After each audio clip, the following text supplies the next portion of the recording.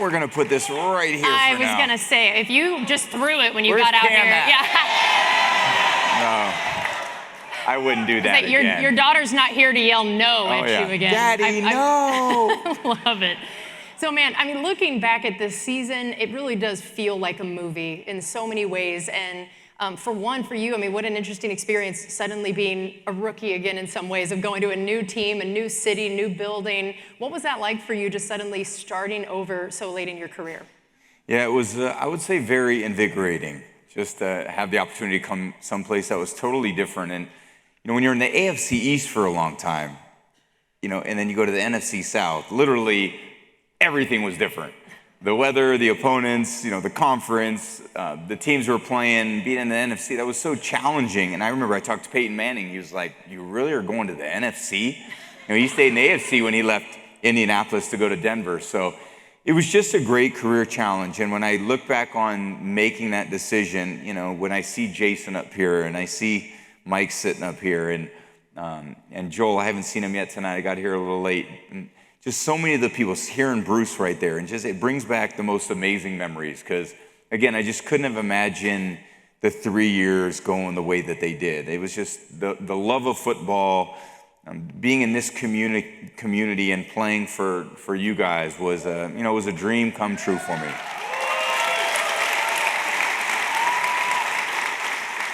But even though the ending was the fairy tale of that Super Bowl season, it was not smooth sailing that whole year. I mean, you guys went through a bit of a rough patch. Y'all were 7-5. Playoffs did not seem guaranteed by any means. What do you remember about flipping that switch suddenly around that bye week and just getting things figured out? Well, I think there's growing pains in football. And again, it's because it's such a team sport, you try to make up for as much ground as you've missed, like I did. You come in here, and certainly COVID happened. I remember I arrived here on April 1st of 2020. And, I think by April 3rd, we had guys out at Berkeley Prep, working and running routes and so forth. And it was just that journey was really unique, that, this group of guys came together and we really embraced one another. And just the opportunity that we had to succeed was something that we wanted to make sure no stone was left unturned. And it's a very competitive league we're in. There's a team like the Saints who were in our division, and Sean Payton and Drew Brees were together for a long period of time. Dennis Allen was there for a long period of time.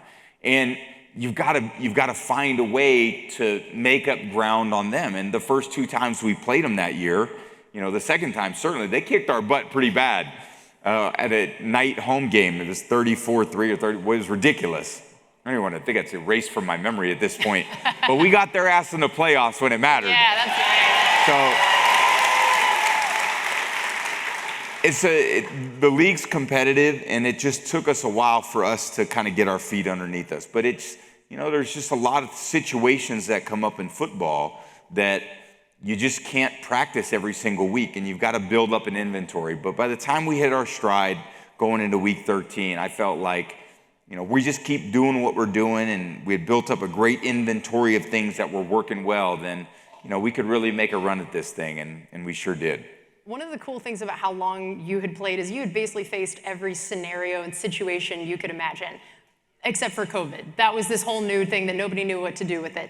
How do you feel like, looking back, that both was a challenge, but then also a way that maybe kind of uniquely galvanized you guys at the time? Yeah, I think for most teams, if you handled it the right way, I thought it could galvanize the whole team, because the unique set of circumstances we were all dealing with really forced us to come together.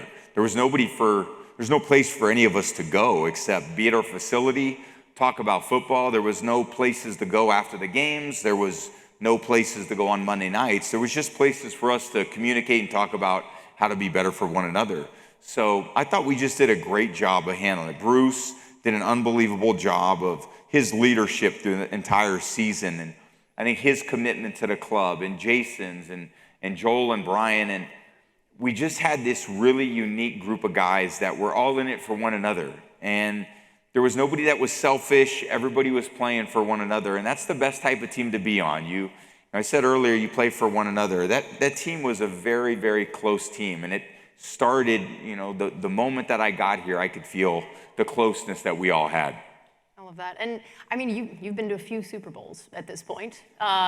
Just a few. How unique was this path through the playoffs to the Super Bowl compared to maybe some of the others? Where does it rank in difficulty level, considering you're on the road for all of them? You had to go through multiple future Hall of Fame quarterbacks and talented teams to do it. Where did that rank in all of your paths to the Super Bowl? I think they're all different, all those ones that I was a part of. But I'd never gone on the road like we did. You know, we were a wild card team to go in there and to go to Washington. And we actually didn't play our best game that night. We kind of got off to a good start, but this Taylor Heineke kid, you know, was a kind of a, man, I kept looking like, is that Steve Young out there tonight that we're playing against? I mean, he played his ass off. And then we go to New Orleans and we beat Drew and Sean, and that was unbelievable. I mean, talk about getting a monkey off our back. That was just an incredible, I would say, defensive performance especially. They really locked down that offense, and it was unbelievable just to watch the defense turn the ball over, and we sealed the game at the end. I threw a little kind of a quick screen to Chris, and Chris just got right into the defense and kind of assured of us that they weren't going to touch the ball again. And we all kind of lost our mind that day. And then to go to Green Bay, and you're thinking, man, like Lambeau Field for an NFC Championship game in January, are you freaking kidding me? And, you know, to win there and just to have our team out there at one of the most iconic stadiums in the NFL, knowing that we would fly back here and get off the airplane and see Raymond James Stadium and know that we didn't have to go anywhere. It was unmatched. It really was. And in the clip, we heard some of the guys talking about your pregame speech beforehand. Now, tell me, what do you remember about the speech? Was it planned? Was it off the cuff? How do you even approach some of those moments as a quarterback when you're already asked to do so much and now you're expected to be this like amazing speech giver as well? Well, I wasn't, in all season long, I didn't do the pregame speeches, you know, because that's for the youthful energy, Devin, Levante, you know, when you're old and crotchety like me, you know, you're just thinking about, let me get to the game and go play well. But when you get to the Super Bowl, I just felt like there's a lot of emotions that you have, and it could be a bit overwhelming, but I thought having the right perspective going into that game was the best thing. And the perspective from my standpoint was, you know, that game that you're playing in, you're representing obviously the team and the organization, but you're representing every single person's who was part of your journey, that you stood on their back as they hoisted you to this pinnacle moment in your life.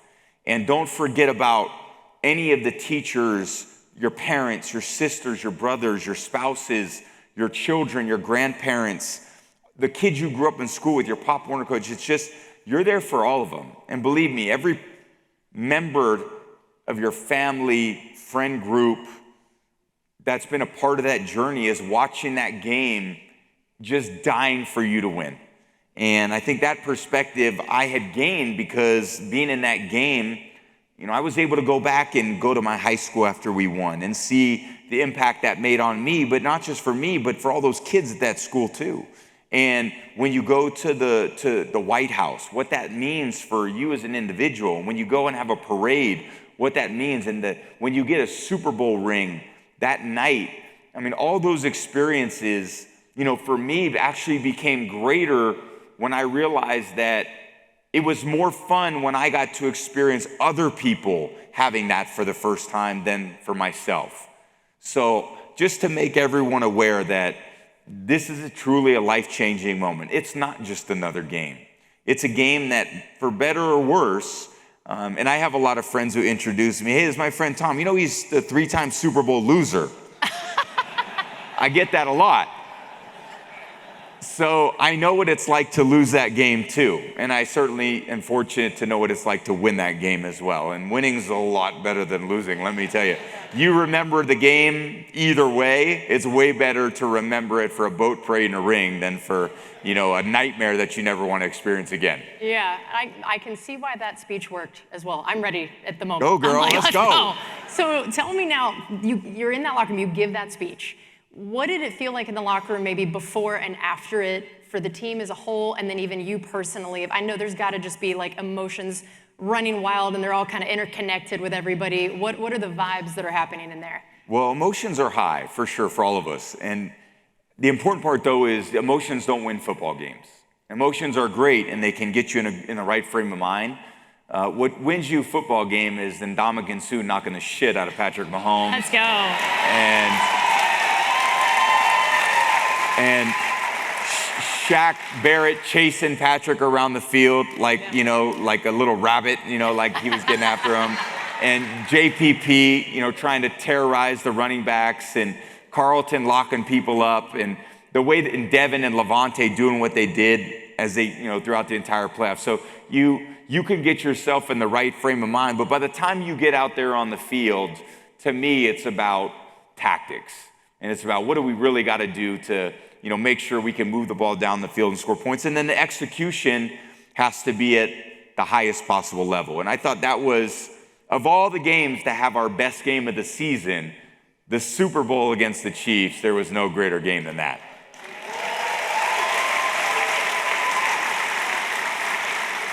Yeah, so that is perfect you brought up the defense, because I know you're busy preparing for the offense going into the game. What was it like for you to see the moment that you realized, like, oh, our defense knows what they're doing in this game? And was there any part of you that maybe had a little empathy for Patrick Mahomes watching what he was having to go through? Yeah, no, I had zero empathy for other quarterbacks, trust me.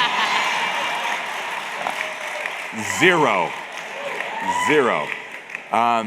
No, I know that's, our job from our defensive standpoint is to make his life miserable, and that's what they did. So to me, though, at the same time, being on the opposite side of that, when I was getting my butt kicked for a previous team in the Super Bowl and coming back to win, there was zero emotion for me that thought, okay, yeah, no, we're in good shape. Until that clock hit 0-0-0, I didn't have much to celebrate. I was making sure we did everything we could and stayed focused for as long as we could that entire game. So I'm glad, 31-9, a final score, and again, for our defense to hold that team to under 10 points. And I still thought we left some points out there. I know I'm a little bit, and we certainly did. I thought there were a few more out there for us, but it was an incredible team performance, and it's just a great way to obviously for us to cap an incredible season. And of course, you got to throw a couple touchdowns to your guy, Gronk. How cool was that for you to share that moment, that game, and those situations with him? Yeah, so he's, as we all know, and you could see in the videos, there's only one Rob Gronkowski.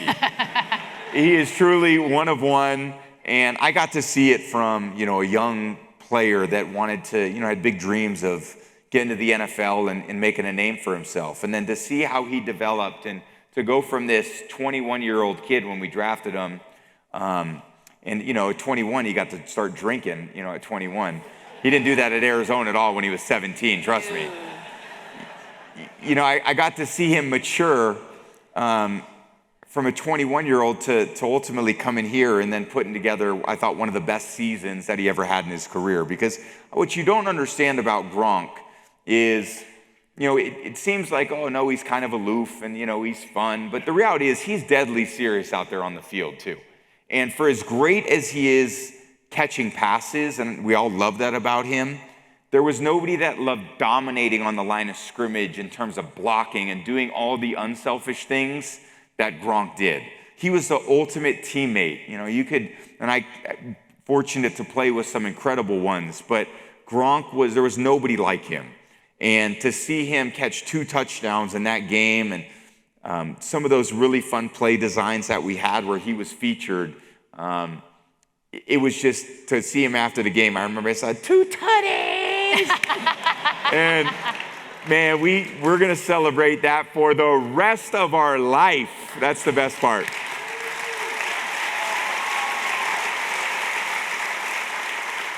I love that. And you mentioned both in the documentary and a bit here about how well prepared you guys felt. You were like, man, we had something for every blitz and every route, everything that was happening. And we talked about how the defense also clearly was very well prepared. How perfect were BA and Bowles to be the coaches for that game and that team?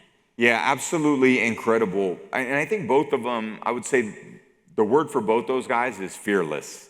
They have no fear of anybody at any time. They didn't have it all year. And it was a great lesson I learned from Bruce being on the offensive side of the ball. And interestingly, I've had one offensive coach my entire playing career, going back to high school all the way through college, my entire professional level. That is 9 and 23, 32 years of football. I had 2 seasons where I had an offensive head coach. And that fearlessness gave me a different perspective on how to play the game, because we weren't trying to protect the defense, or we weren't trying to, make sure the other offense didn't touch the ball. Bruce wanted to score every single time we touched the ball.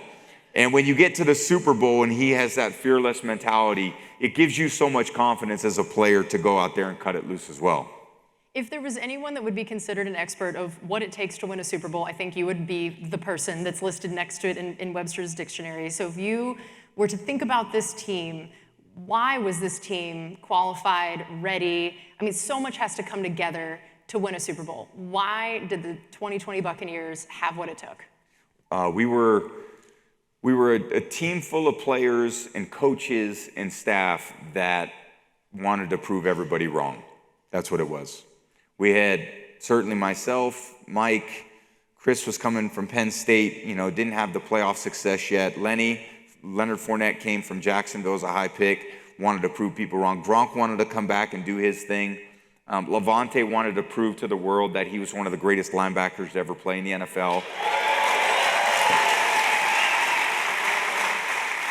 And Ndamukong Suh wanted to show up on a big stage. JPP is one of the greatest teammates I've ever had. In fact, one of the great moments from that season that I remember, when we talk about being 7-5 and then turning our season around, we went to Atlanta late in the year and we laid an egg in the first half. And JPP was a guy that didn't say too much, but that halftime he gave about a 5-minute motherfucking Tom Brady style, and everybody came to life. And from that moment on, man, it was all gas, no brakes. And that was one of the great competitive moments I've ever been a part of. And, without guys like him and JPP as a leader, and certainly other guys on defense, we don't win that Super Bowl. Now, we can't let you leave without talking about that boat parade. Now, I hardly remember it. That was going to be my first question, is how much you remember. Tell me what stands out to you about you've celebrated a lot of Super Bowls. None like that. What stands out about that day, that experience, and the little you can remember? Well, that was, talk about epic. And even when I still see the photos of that boat parade, and it looked like a boat show. There were so many boats, and how one didn't hit one another. And again, this was like I was used to 25 degrees in snow for the times previous to that. So to come here and it was 80 degrees, we're in shorts, and obviously it was the night after the game. The night of the game, we celebrated. The night after the game, we celebrated. And we were going on our 3rd night of celebration at that point, but I think it just kind of carried over from the night before. But I just remember calling and saying, hey, do you think I could bring my own boat to the parade? And of course, the I don't even know what they would be. The event staff? Okay, the event staff, whatever we call them, the police. And they said, absolutely, we'll come by and pick you up. And I was like, on the boat? They're like, absolutely. So I had a police patrol boat that kind of brought us to the location where all the boats were hanging out. And at that point, we had about 30 minutes to kill before it got started. So when you don't have much to do on a boat and you got a lot of alcohol, there's only one thing to do. So, my kids have probably never seen me that under the weather the next day. And that's what we're calling it. Yeah, it was well worth the headache that I had for a solid 36 hours. So let me just say that. I love it.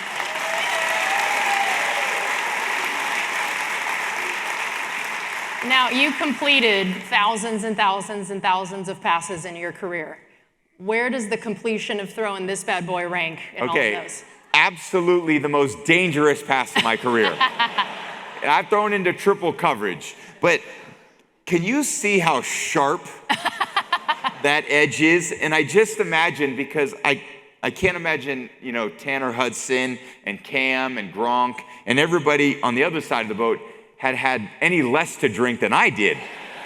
So the thought seemed like, no, I won't do that. But then an hour in, they kept going, Tommy, throw it, throw it. And I was like, no. And then at some point, it sounded like a good idea. So I had it, and I was kind of like, should I really do it? And then they could see it in my eyes that I really wanted to throw it. And as the thing's midair, I'm just keep thinking, like, I hope this doesn't slip through their hands and have one of these clip someone right in the face, because that would have been pretty nasty. The fortunate part was it was like throwing into like the game when we were kids, 3 flies up. You know, you throw it nice and high in the air, and then there's all those arms up in the air, and it just kind of landed miraculously right in Cam and Tanner's hands, and ended up being a great completion that day. Yes, it did.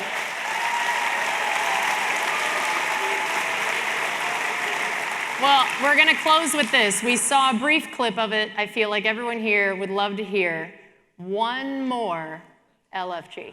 Oh, man. Well, I got to stand up for that, yeah, then. We got the full, I think, let's all, so we got to stand all together now. All 3, all right? You ready? You guys got to do it with me, all right? 1, 2, 3, let's